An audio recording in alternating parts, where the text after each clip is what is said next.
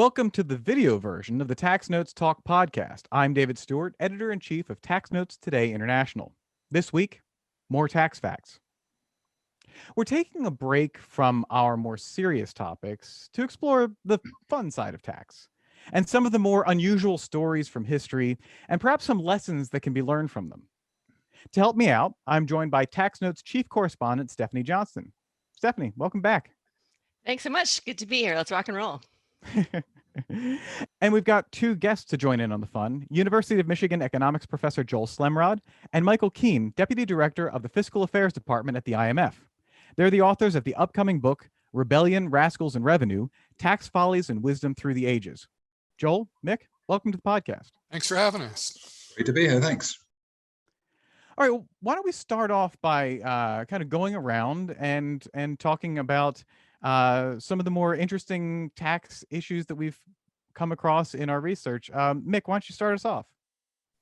Okay, well, so I have one from Argentina around 1900, which still makes me giggle childishly.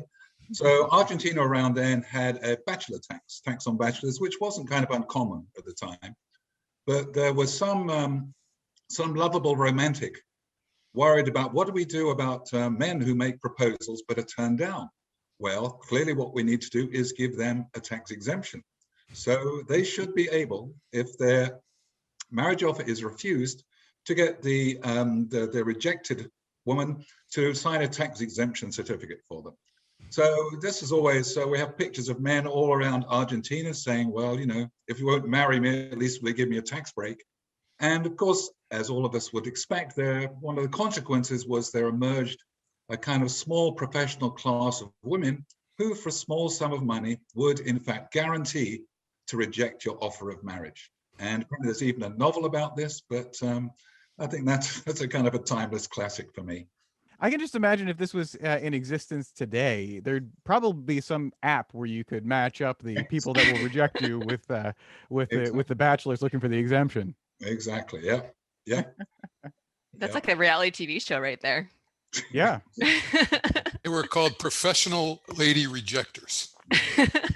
I do appreciate a formalized name for something like this. Right. Well, all right, Joel, what do you have for us? Okay, so mine is not technically about a tax, it's about a fee. And the story is also late 19th century in Curacao. They built a bridge to connect the two parts of the city. And they were going to charge a toll or a fee to cross the bridge, but they had in mind making the fee structure progressive as we understand it today.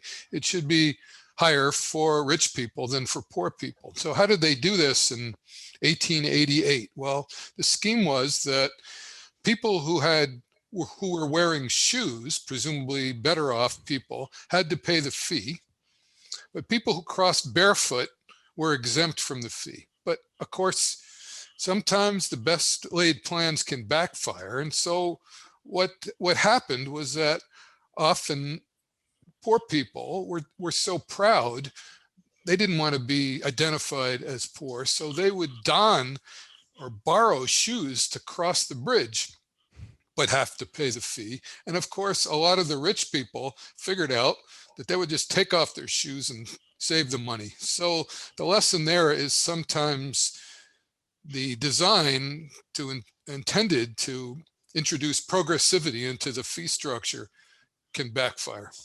I can't imagine anything like that happening today, right? All right, Stephanie? Well, so I had to choose. It was so hard to choose because there's so many fun ones out there, and a lot of them you covered in your book. So I didn't want to duplicate efforts there. But there was one random tax fact that I came across during my reporting in 2014. I don't know if you saw this, but ABBA admitted that they had dressed so crazily as a band in the 70s because under Swedish tax law at the time, they could deduct the costs of their costumes as long as they were outrageous enough that they couldn't be possibly worn out in public. So that was pretty fun. I loved that little tax efficiency maximization strategy for them. So it's just kind of showed me that, you know, no matter what kind of policies are in the tax code, someone's going to try to maximize their, maximize those deductions and manage their tax affairs that way. So it's a pretty creative way of doing it. And now we've got this, pop culture reference that we can all know and love. And related to that, I don't know if you saw this one. This is like really recently in December of 2020. And there was a New York Times interview with Paul McCartney. And in it, he was talking about this famous photo where he and John Lennon are talking about something during a album cover shoot for Abbey Road. Turns out they're talking about how John Lennon wasn't filing his tax returns and how Paul McCartney was trying to convince him that he must do this, otherwise he'll get busted. So that was also a really fun little tax fact, probably a little more recent than what you both have talked about so far. So that's all I have today. We knew about the first one. I think we had to cut that because our first draft apparently was too long. So we had to cut 30% of really great stories, but I never heard about the second one. Yeah. Yeah, it's pretty cute. No. I'll go with my fact, which I have a fact that combines two of my interests, and that's tax and whiskey. And it comes down to Irish whiskey tastes fundamentally different from Scottish whiskey, in large part because of a tax. And this goes way back. This is the 1785. And the Irish are actually the first recorded whiskey makers in the world, and the Scots followed shortly thereafter. And at the time, they were basically using malted barley. And so it's the same fundamental ingredient as beer. But the tax man looked for his cut of this industry, and they'd already taxed the output. They'd already taxed the stills. So all that was left was to tax the inputs. So they instituted the malt tax. And in response to that, Irish distillers switched to a different spirit style where they used both malted and unmalted barley in the mash. And over time, this became the style that was preferred. It's called single pot still. And even after the malt tax disappeared, they continued producing this single pot still whiskey. And it is the fundamental flavor ingredient, that flavor note that we think of when we think of Irish whiskey today. However, the taxman was not done yet with changing Irish whiskey, because there's a tax adjacent fact in here as well. And that is that all of the alcohol industry was changed by an Irish tax authority. And for this, we look to a gentleman by the name of Aeneas Coffey. And from 1800 to about 1824, he actually was chasing these illicit distillers around Ireland, trying to collect taxes. And so much so that as he was trying to catch in Ireland, the equivalent of U.S. moonshine is poutine. And so he was chasing these people around. In 1810, he actually got stabbed twice as he was attempting to collect revenue from them. But then 1824 rolls around. He's risen through the ranks of the tax authority. He's actually updated excise taxation in Ireland, and he retires to go off and basically join them. And now, not to be an illicit distiller, but he decided to become an inventor and distiller. And what he invented was a modern version of the still. It's a variation on the column still that was being developed at the time, but he developed one that was so much better than what already existed. To the point where today we still call it either alternatively the column still or the coffee still. And it was adopted largely by Scotland very quickly. Eventually, the Irish picked it up. And so now if you go to your local store or your local bar and you look for a middle shelf Irish whiskey, what you're going to find is it's a single pot still whiskey that's been blended with whiskey that was made from a coffee still. So we have taxes to thank for this lovely beverage that comes to us from Ireland. Wow, we have our second edition already. Happy to get you started. All right. Yeah. It's funny. It strikes me how much alcohol and tax really go hand in hand, especially in your book. You mentioned a lot of the Whiskey Rebellion, and which, Pennsylvania, that's where I'm based right now. So it's very interesting. Anyway. Yeah. I have a bottle on my shelf that's named for a gentleman from the Whiskey Rebellion who punched a revenue officer. Yes, Wiggle. Mm-hmm. Oh, punching wasn't too bad, right, for some tax inspectors. So they got off pretty lightly if they just punched, I think. But there are some gruesome fates of tax inspectors that we even hesitated to tell in the book. They were so gruesome. But, so punching is not too bad.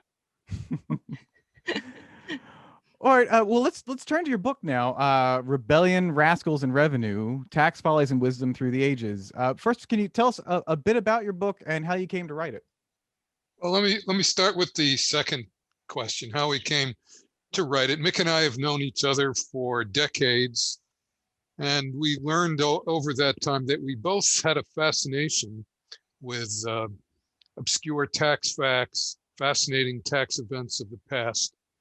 In my office at work, I have hundreds of books, and whenever I came upon an interesting tax fact, I would put a sticky note on it. And at some point, it might have been Mick's partner, Geraldine, who suggested, you guys both love this. Why don't you write a book together? And we looked at each other and smiled, and we said, that's not a bad idea. Now, that was 6 or 7 years ago. I know how, once we agreed, I know how I started. I just went down my bookshelves, pulled out every book that had a sticky note, and I just made a note of why I had done that, what was interesting about it, had them all in a file. Then the next step was try to organize them. And 6 years later, here we are. We have a book. That's right. So yeah, so without yellow stickers, this would never have happened, I think. But I think, as Joel says, we picked up a bunch of stories. And I think we also saw that actually there's a whole series of lessons in these stories, and maybe one way we can make tax more accessible to people, more interesting, is to use some of these examples to teach some of the basic principles of taxation, things about which, I think a part of our sense is that our profession, we're both, economists, hasn't done a terrific job in explaining some basic ideas about taxation, how to think about taxation. So we wanted to try and make taxation interesting and accessible, and try and convey some of these basic ideas. We don't try and push any of our own particular pet tax schemes. That's not what we're trying to do. But we're trying to tell some of these stories. Some of them are a bit more involved than some of the ones we've told, that illustrate some basic things we think people should have in their minds when they read stuff about taxes in the newspapers and so on. So that's why we try and weave these stories together to make tax interesting, entertaining, but also to kind of teach people to think a bit more carefully about tax than maybe people usually often do, which is our fault, I think, our profession's fault. Well, I know everybody on this podcast doesn't think this way, but apparently some people think tax is dry. Apparently, No. I've been told. And so one of the objectives of our book is to make it interesting and fascinating. And along the way, as people are fascinated, they can learn, as Mick said, some lessons about what separates tax wisdom from tax folly. Yeah, what I liked about the book is that you kind of organized it by theme rather than timeline. So it's kind of like this, this rollicking adventure through time. You're taking certain stories and using them to illustrate, this is how governments make people pay taxes. This is how people avoid those taxes, and this is how policy is made, and various themes. So can you just talk about more about how you came to organize the book using these themes, and how did you decide which facts to put in, and how to fact check that? Because it's a hard thing to fact check. Well, thanks. No, maybe I can start on that. Well, I'm glad you noticed the strategy, because it was actually quite hard work making it work that way. I think what makes it work is one of the other themes, which is that really the basic ideas, the basic themes of taxation really haven't changed that much over the millennia. I mean, governments are still trying to kind of extract revenue, but without destroying the tax base. They're still trying to think, well, how can I make this tax at least seem fair enough that I'm not going to have a revolt or rebellion on my hands? What is the kind of collateral damage I might cause? How can I use technology to observe and to verify various things? So I think that's sort of why we decided, why we hope it works to structure by themes, because we can bring out these kind of continuous threads really in the tax past. And really, if you look, underneath the book, it has the structure of really a public finance course. Don't tell anyone. But it kind of follows the kind of much the same order. I don't know if Joel would agree that we would probably write a textbook, but it's kind of, that's the skeleton in a way, but it hangs together with these kind of timeless themes, I think. But Joel may disagree, I don't know. Oh, I totally agree. And I really hope that people who have to teach taxation, or get to teach taxation, I should say, will use our book as a supplement to a textbook, because we've got 70 images here that try to bring taxation to life. We've got some pretty amazing stories. So I think it will keep students' attention. And at the end of the day, they will have learned the lessons that a textbook tries to convey in a much more accessible and fun way. So did you also intend it to be targeted at like a broader audience? Absolutely. Yeah. I mean, that's our goal, that tax nerds will certainly want to have it. People who teach taxation should get it. It will help make their classes more fun. But we really hope that it reaches a broader audience. It's people who should care about tax and people who don't otherwise, but really should, since you can see it today.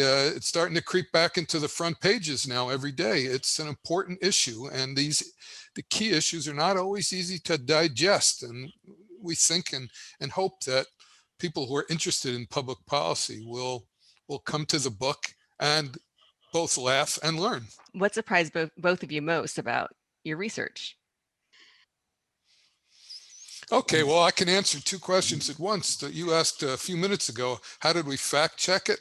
Yes. So I'll say with a lot of work. It's hard work. That's right, because neither Mick nor I are historians. We talk about scores, maybe hundreds of episodes from tax history. It was a hard job to make sure we got everything right. Let me say that in a couple cases, after our research, we were pretty convinced that the story wasn't true, but it was so great that we put it in the book anyway, but then told the reader, okay, this is such a great story, but we now think it's probably not true. That's the man who shot Liberty Valance. Are people familiar? No, I don't with know that one. I'm pretty sure I don't know that. The movie ends with the line, "When the legend becomes fact, print the legend." Okay, so my favorite example of this is the dog without a tail, which we have a picture of. So the story is that a tax law in England, a tax on dogs, had an exemption for dogs without tails, because dogs without tails were thought not to be useful for hunting, which was the reason for the tax. To keep the peasants' dogs from interfering with the royals' hunting. And so what happened, of course, is that some peasants had their dogs' tails cut off in order to save the tax liability. That became sort of the style. And until this day, some dogs are known for being curtailed, to have no tails. We're pretty I mean, you can read this story on the internet, just Google it, but we're now pretty sure that it isn't true. It's a great question. What surprised? I think the story that I was most kind of pleasantly surprised by, I think, was we discovered this kind of version of blockchain in about 300 BC China, where essentially and we saw this in the Beijing Tax Museum, two beautiful pieces of metal, I suppose. Again, there's a picture in the book, beautifully inlaid with bronze and silver and beautiful characters and so on. And basically, these were to implement a tax exemption, that when the boat was going down the river, checked in customs, these two pieces of beautiful, beautiful materials had to fit together. And what's interesting is that these very much look like bamboo, like bamboo stalks. And it's clear this was an older habit that they used to use. Basically, break some bamboo, and then the only way you could get through customs was if you had the matching bit of bamboo. Which I thought was just, wow, that's 2,000 years ago. I thought that was pretty good. Huh. Wow.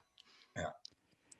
So would you say, in your research, you found that there are any areas where tax administrations are forgetting the lessons of history and repeating the same mistakes? Well, that is a great question. In fact, I think there are good examples of how modern proposals are going to have to learn the lessons of history. Let me talk about the wealth tax because it's in the news now. It's been proposed for the US. And in the book, we talk about earlier episodes of how rich people tried to avoid taxes. My favorite example was these two British brothers, Edmund and William Vestey, who in the early 20th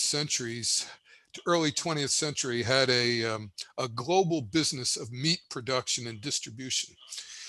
And they wanted to minimize their taxes. So the brothers moved a lot of their business to Argentina. One of them, I think, actually became an Argentine citizen. And they were so successful at minimizing their taxes when in 1993, the Queen of England, the law changed so the Queen was subject to tax. One of the descendants of the original brothers said, well, that makes me the last one. Meaning, now I'm the only one who doesn't have to pay tax. So what does this have to do with the wealth tax? It means that when you try to tax high income people, there will be among the high income people efforts to avoid the tax and evade the tax. And in designing a tax like this, you have to pay very close attention to the enforcement.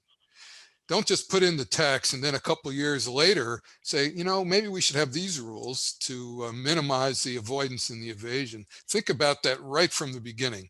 Now, I think the proponents of the wealth tax in the US have learned that lesson because in their proposal, they think a lot about the enforcement measures needed for a wealth tax to work.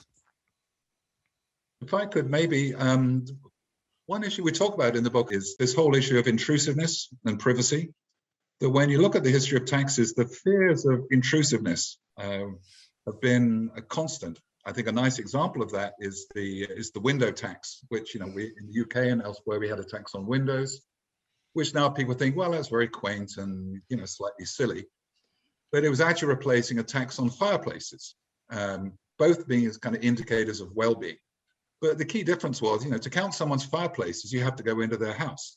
To count their windows, you can stand outside. And that was a kind of a major development.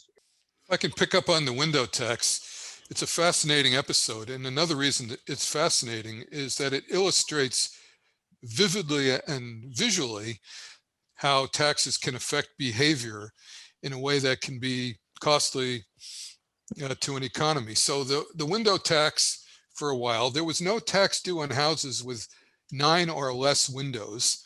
But once you had 10 windows, there started to be a non-trivial tax due. People have gone back into the records of the window tax from centuries ago and discovered that there were a heck of a lot more houses with 9 windows compared to 10 windows. Why? Well, everybody learned soon enough if you had 9, you owed nothing. If you had 10, you did owe something substantial. And so you can still see in England today stately houses where it was clear there used to be another window or two, and they've now been bricked. They were bricked up and they stayed bricked up. Okay, that couldn't have been a huge cost to the English economy, but it represents what we tax economists call excess burden. In addition to the tax due, there were these are changes in behavior that wouldn't have happened if it weren't for the tax. Nowadays, we worry more about less labor supply than there otherwise would be, or less investment than there otherwise would be. But that's hard to make vivid. But in the book, we have pictures of houses where there clearly used to be windows that were bricked up, which couldn't have been the optimal design of a house if it weren't for the tax. The window tax is a pretty interesting and I would never have thought about the privacy issues related to enforcement of the fireplace tax. That's really interesting. And I think you mentioned the River Cam. When you take one of those punting boats up on the River Cam, you can see instances of this where there's like a one window would be enough to illuminate like 5 rooms because they just, positioned it and so they could save money on the tax, right? And I think it makes the point that, our ancestors were intrinsically just as smart as we are in designing taxes and avoiding them. They may look weird to us now. And as we say, many of our taxes, we sure will look weird to people in, 50 years time. They'll think, why on earth did they do that? So, yeah.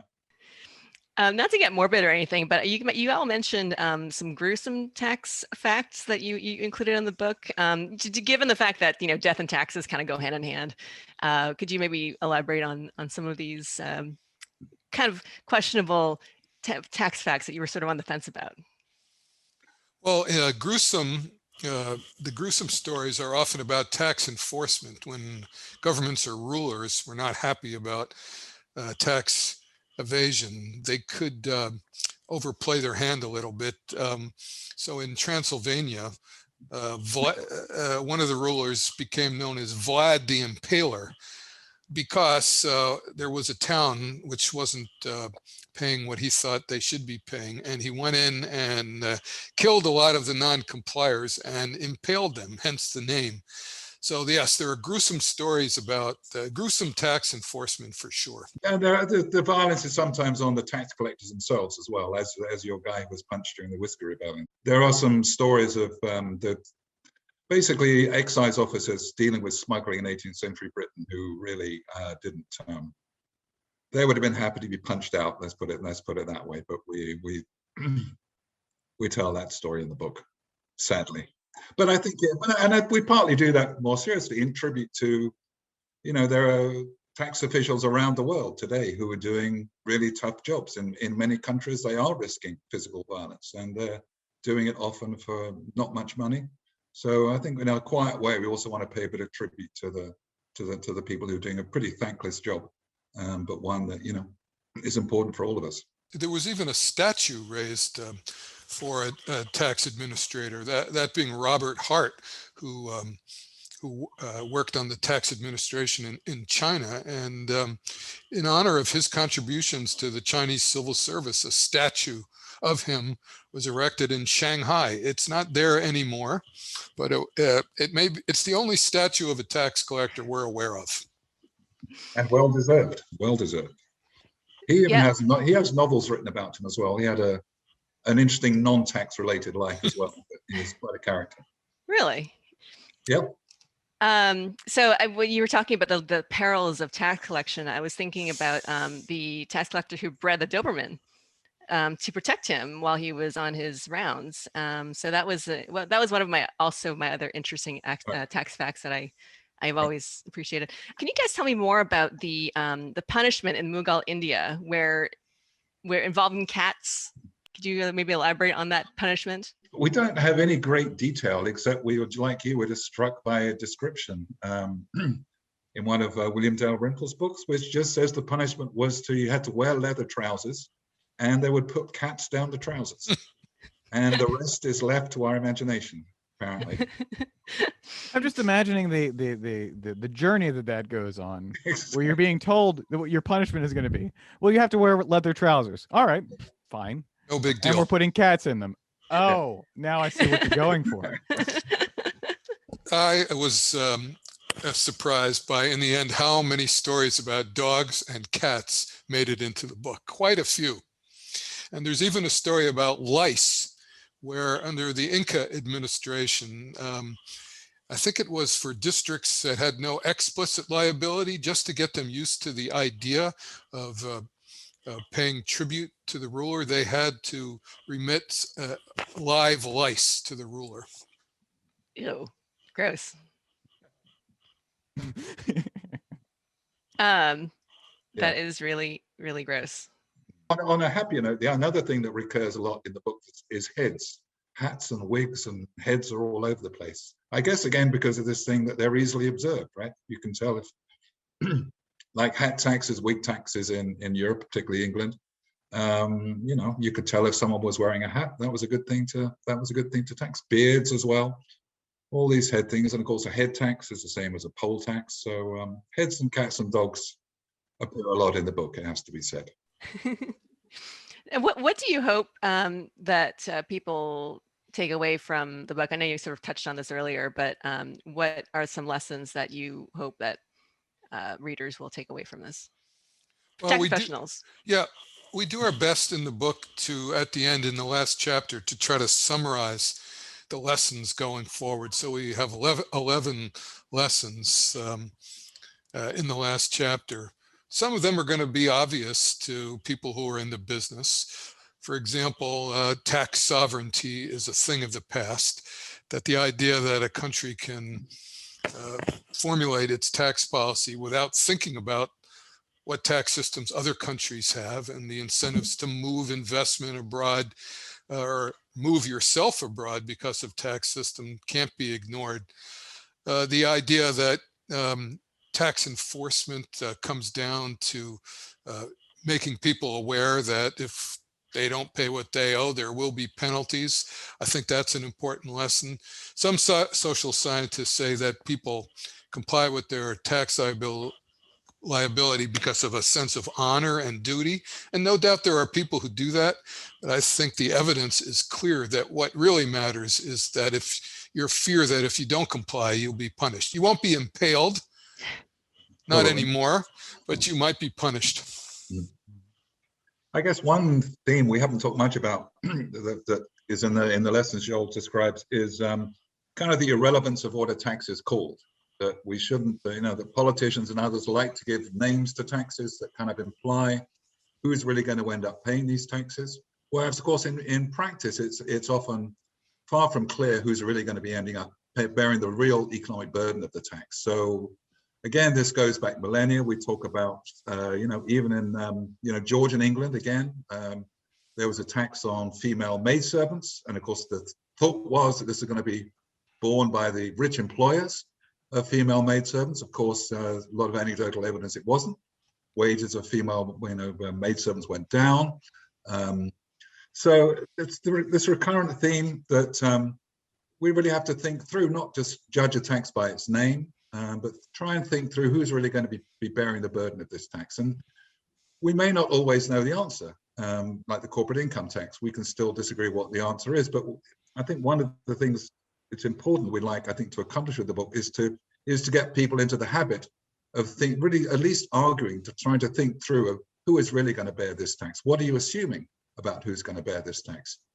Just because you call a tax a Robin Hood tax, well, that sounds great, but yeah, okay, let's think about what that really means.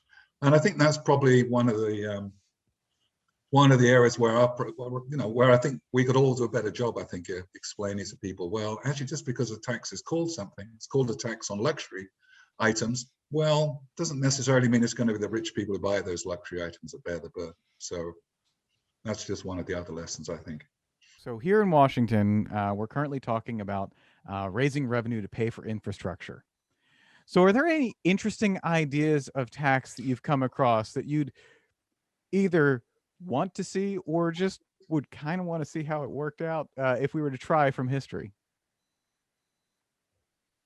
Well, one of the success stories of the last 50 years, no, I should say the success story of the last 50 years is the value-added tax. So we're basically the last country of the world not to have adopted it. I think about a third of all the revenue raised all over the world is now from the value-added tax. It's an example, I think, of a success of tax wisdom.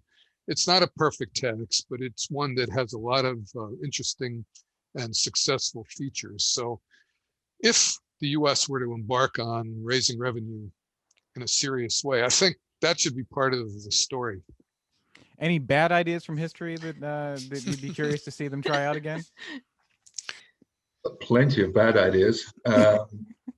Well, I'm always interested in the taxation of ships and shipping, which continues to be an issue, it seems to me, around the world. So the worst, I think, was probably the British decided to tax ships on the basis of how long they were and how wide they were, which sounds fine.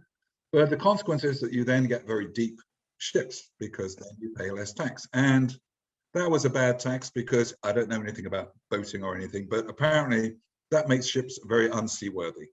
So the great irony, for me at least, was when the British were ruling the world in the 19th century with our Navy, we were the laughing stock of the world, apparently, in terms of the quality of our merchant shipping. but I guess that's not going to come back. But when I think about bad taxes, that always sticks in my mind. When you ask that question, I think not so much about bad taxes, but taxes that were enacted for bad reasons. And my two that I point to are both U.S. taxes. The first is soon after margarine was invented, which is the late 19th century, when margarine started to be used in the U.S., the dairy industry was not excited about this. And first, they got state legislatures to enact regulations. For example, margarine had to be pink rather than yellow. But it didn't take long for them to enact taxes on margarine. That's an example of a tax motivated by the interests of a particular industry, as opposed to motivated by what's good tax policy. Another example is in the 1930s in the US, when chain stores started to become big. The mom and pop businesses could see this was a threat. And yes, soon enough, there were regulations. And soon after that, there were taxes on chain stores, a story which resonates today, where there is certainly political pressure to rein in Amazon and Walmart, in part because of the political power of small business. Joel, Mick, thank you for being here. This has been great. And thank you as well, Stephanie. My pleasure. Thanks for having us. It's been a lot of fun. Yeah, thanks both of you. Thanks a lot. And now, coming attractions. Each week we highlight new and interesting commentary in our magazines. Joining me now from her home is Acquisitions and Engagement Editor-in-Chief Janelle Julien. Janelle, what will you have for us? Thanks, Dave. In Tax Notes Federal, Kate Krause examines how typical partnership indemnity provisions may result in double taxation for some partners under the Bipartisan Budget Act of 2015. Margaret Reisner points out that the home office deduction is beneficial to both employees and employers, and argues that it should remain part of the IRC. In Tax Notes State, its advisory board members discuss budget pressures created by COVID-19 shortfalls and how states will use tax policy to respond. Annette Nellen reviews issues and recommendations from the most recent report of the IRS National Taxpayer Advocate submitted to Congress. In Tax Notes International, practitioners with McDermott, Will, and Emery examine the general framework for the FDII deduction. Guy Bracuti examines the interaction of U.S. rules on dual consolidated losses with OECD recommendations. And finally, on the opinions page, Roxanne Bland examines efforts to repeal the sales and use tax on menstrual hygiene products. Robert Golder examines the Eighth Circuit's coffee decision involving a taxpayer's status as a bona fide resident of the U.S. Virgin Islands. You can read all that and a lot more in the pages of Tax Notes Federal, State, and International. And before we go this week, we're saying goodbye to our engineer, Derek Squires. Derek was with us from the beginning and developed the sound of this podcast while also editing out all of my many mistakes.